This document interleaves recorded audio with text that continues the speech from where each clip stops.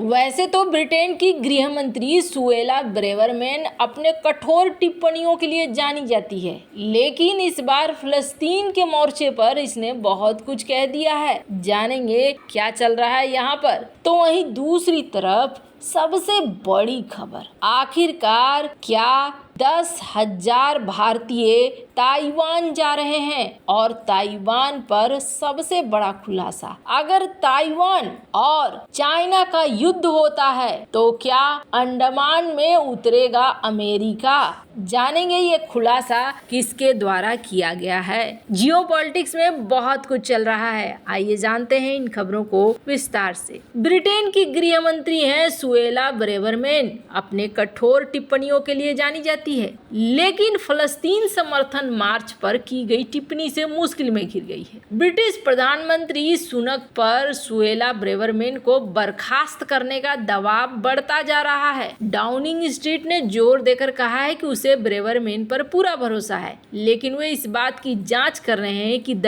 Times में एक opinion लेख में उनकी टिप्पणियां बिना पीएम सुनक के सहमति के प्रकाशित की गई। सुनक के एक प्रवक्ता ने प्रधानमंत्री के डाउनिंग स्ट्रीट कार्यालय का जिक्र करते हुए संवाददाताओं से कहा कि ओपिनियन लेख पीएम के विचारों से मेल नहीं खाते हैं। मामले से परिचित लोगों के अनुसार ब्रेवरमैन का आर्टिकल सुनक के कार्यालय को भेजा गया था, जिसमें उन बदलावों का अनुरोध किया गया था जो नहीं किए गए। दरअसल बीते महीने गृह सचिव सुएला ब्रेवरमैन ने इजराइल गाजा संघर्ष को लेकर देश में बड़े पैमाने पर हो रहे विरोध प्रदर्शन को नफरती मार्च करार देते हुए कहा था कि घृणित तत्वों से निपटने के लिए जरूरत पड़ने पर वो आतंकवाद रोधी कानून को बदलने में संकोच नहीं करेंगी। फलस्तीनी समर्थक रैलियों को नफरती मार्च करार दिया था। इस दौरान ब्रेवरमैन ने फलस्तीन समर्थक मार्च के पुलिसिंग की आलोचना की थी। ब्रेवरमैन ने कहा था, आक्रामकता में शामिल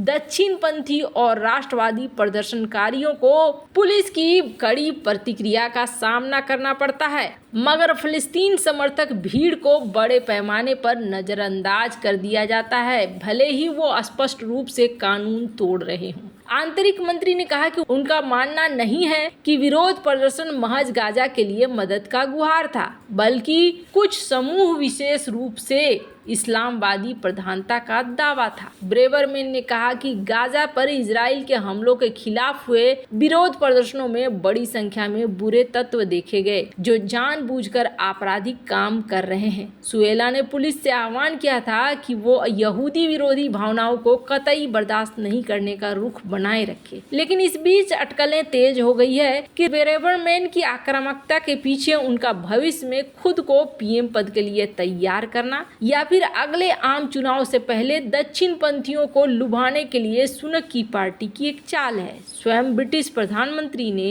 लंदन में आयोजित फिलिस्तीन समर्थक मार्च को भड़काऊ और अपमानजनक बताया था। लंदन की मेट्रोपॉलिटन पुलिस को इस पर प्रतिबंध लगाने का सुझाव भी दे चुके हैं। पिछले महीने सुनक ने कहा था कि जो लोग हमास का समर्थन कर रहे हैं वे इजराइल पर हुए उस भयावह हमले के लिए पूर्ण रूपेण जिम्मेदार हैं। वे उग्रवादी नहीं हैं, वे स्वतंत्रता सेनानी नहीं है, वे आतंकवादी हैं। खैर, जहां एक तरफ ये सारा कुछ चल रहा है लंदन में, तो वहीं दूसरी तरफ एक और बवाल मचा हुआ है और इस बवाल ने बहुत सारे पोल खोलने शुरू कर दिए हैं। आपको याद होगा इसी साल हमारे तीनों पूर्व सेना के अध्यक्ष पहुंचे हुए थे ताइवान, और ताइवान में इन्होंने एक फोरम में आपस में भेंट करी, बातचीत करी और साथ ही साथ कुछ बयान भी दिए थे। इस बयान के बाद चाइना भड़क गया था और चाइना ने फिर इसका आंसर दिया था और कहा था, देखो भैया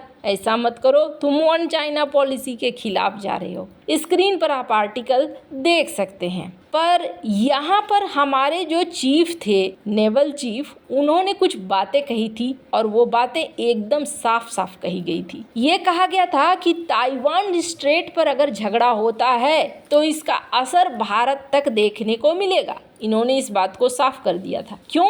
क्योंकि भारत का भी व्यापार का एक बड़ा हिस्सा इस ताइवान स्ट्रेट से होता है और अगर कल चाइना इस पर कब्जा कर लेता है तो फिर वो अपने अनुसार चीज़ों को चलाएगा, ये भी तय है। स्क्रीन पर एक आर्टिकल देखिए, ताइवानी राजदूत, इनका क्या कहना है। इनका कहना है कि हम चाहते हैं भारत हमारे साथ हाथों में हाथ जोड़ दे और हम ताइवान स्ट्रेट में एक साथ मिलकर उतरे ताइवान स्ट्रेट की सुरक्षा करने के लिए। बाओशुन गेर नाम है इनका और इन्होंने ये बात कही कि ये एक ऐसा इलाका है जहां से दोनों को ही फायदा होता है, इसलिए दोनों को मिलकर यहाँ चलना चाहिए। आपको बता दें, ताइवान का सीधे सीधे ना मदद करना इतना आसान नहीं होने वाला है और ये बात अमेरिका भी जानता है। अमेरिका की एक बहुत बड़ी एक्सपर्ट हैं जो ट्रंप प्रशासन में एक बहुत अच्छे पोजीशन पे रह चुकी हैं, सीनियर डायरेक्टर रह चुकी हैं ट्रंप प्रशासन में साउथ एंड सेंट्रल एशिया के नेशनल सिक्योरिटी काउंसिल की। तो इनका कहना है कि देखो, जो लोग भारत को नहीं जानते हैं अमेरिका में,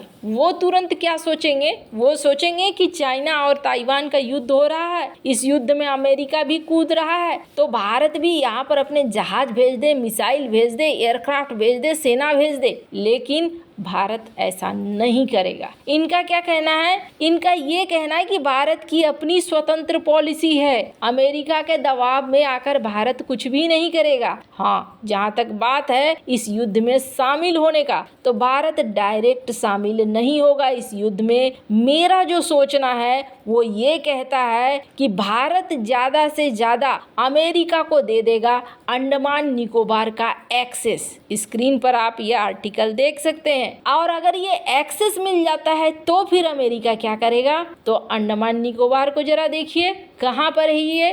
अंडमान निकोबार है मलक्का स्ट्रेट के पास में, यानी कि अमेरिका तुरंत मलक्का स्ट्रेट को कर देगा बंद। और जैसे ही मलक्का स्ट्रेट बंद हुआ वैसे ही चाइना का 80% व्यापार हो जाएगा बंद। यानी यहाँ पर अमेरिका की ये एक्सपर्ट ये मानकर चल रही हैं कि भारत ज़्यादा से ज़्यादा अंडमान निकोबार का एक्सेस दे देगा अमेरिका को इस युद्ध में, लेकिन सेना नहीं भेजेगा। कहीं ना कहीं किसी न किसी हद तक सही है ये। पर आपको बता दें, भारत ना अब लग रहा है जैसे पंगे लेने वाले मोड में दिख रहा है। ताइवान को लेकर एक वार्निंग भारत को मिल चुकी है, पर इसके बावजूद अब भारत ने एक एग्रीमेंट कथित तौर पर साइन किया है और इस एग्रीमेंट के तहत ताइवान जाएंगे 10,000 भारतीय, ये पहले राउंड में जाएंगे। वैसे माना जा रहा है असली टारगेट 1 लाख के ऊपर का है। ताइवान में ये कहाँ जाएंगे, क्या करने के लिए जाएंगे, तो यहाँ इन्हें चाहिए वर्कर्स, एग्रीकल्चर से लेकर सेमीकंडक्टर से लेकर फैक्ट्री से लेकर कई जगह पर अलग अलग पोजीशन के लिए। ये भारतीयों पर भरोसा दिखा रहे हैं और ये भारतीयों को हायर करना चाह रहे हैं। अब पहले स्लॉट में कहा जा रहा है कि 10,000 भारतीय यहाँ पहुँच सकते हैं, उसके बाद धीरे धीरे 1 लाख भारतीय ताइवान पहुँचेंगे। कि अब चाइना हमला करेगा तो कब करेगा ये कहना आसान नहीं होगा, लेकिन हाँ, ये जो चचा जिनपिंग बार बार अपने जासूसी जहाज को श्रीलंका भेजते हैं, वो क्यों भेजते हैं समझ में आ गया होगा। वैसे इन सब मामले में आपकी क्या राय है, कमेंट कर जरूर बताएं। जल्द मिलते हैं अगले वीडियो में नई खबर के साथ।